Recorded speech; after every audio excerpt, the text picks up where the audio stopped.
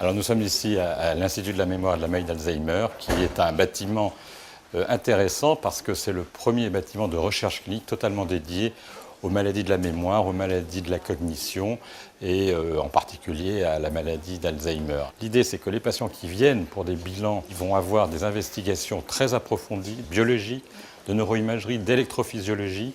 Et tout cela, ça va permettre de mieux repérer les changements très précoces de ces affections, car nous nous inscrivons dans une démarche de diagnostic précoce. Mais aussi, nous avons choisi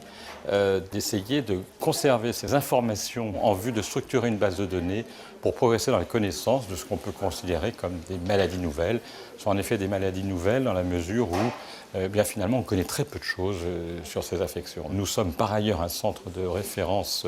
dans la thérapeutique et nous avons actuellement à notre disposition des médicaments qui sont, je pense, intéressants et qui devraient montrer leur capacité à ralentir le processus pathologique. Le jour où on aura ces médicaments, il est évident qu'il faudra repérer les patients le plus tôt possible et toute notre approche, c'est celle-là, c'est d'essayer de faire un repérage précoce pour pouvoir faire bénéficier les gens et les patients de ces médicaments qui sont en développement et qui, j'espère, vont arriver sur le marché dans les mois ou les années qui viennent. Là, on se trouve au sous-sol de l'Institut de la mémoire et de la maladie d'Alzheimer, où vous voyez qu'on a installé une cage de Faraday, qui est cette cage où on place le patient à l'intérieur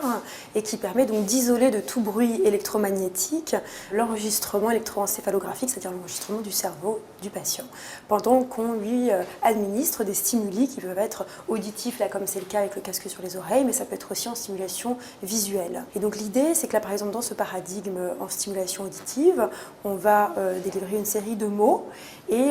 ces mots peuvent être soit congruents, soit incongruents, c'est des paires de mots.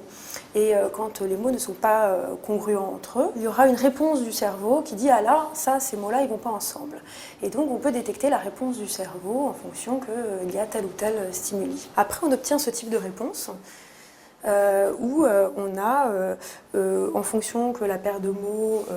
est congruente ou pas, que les mots vont ensemble, par exemple chien et chat, ou alors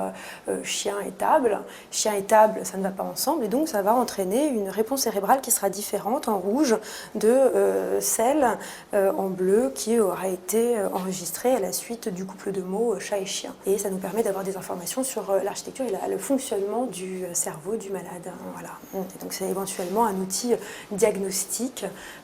très puissant. Dans ce contexte, l'apport de la Fondation des Gueules Cassées est très important pour nous puisque ça nous a permis de structurer un laboratoire d'électrophysiologie au sous-sol avec à la fois des techniques de stimulation transmagnétique corticale mais aussi d'électroencéphalogramme qui va nous permettre de doter ce bâtiment de toute une recherche en électrophysiologie afin de repérer des changements précoces associés à la conversion dans la pathologie mais aussi en permettant d'avoir des outils qui devraient améliorer les symptômes puisque la TMS doit pouvoir nous permettre de progresser dans la prise en charge de ces patients.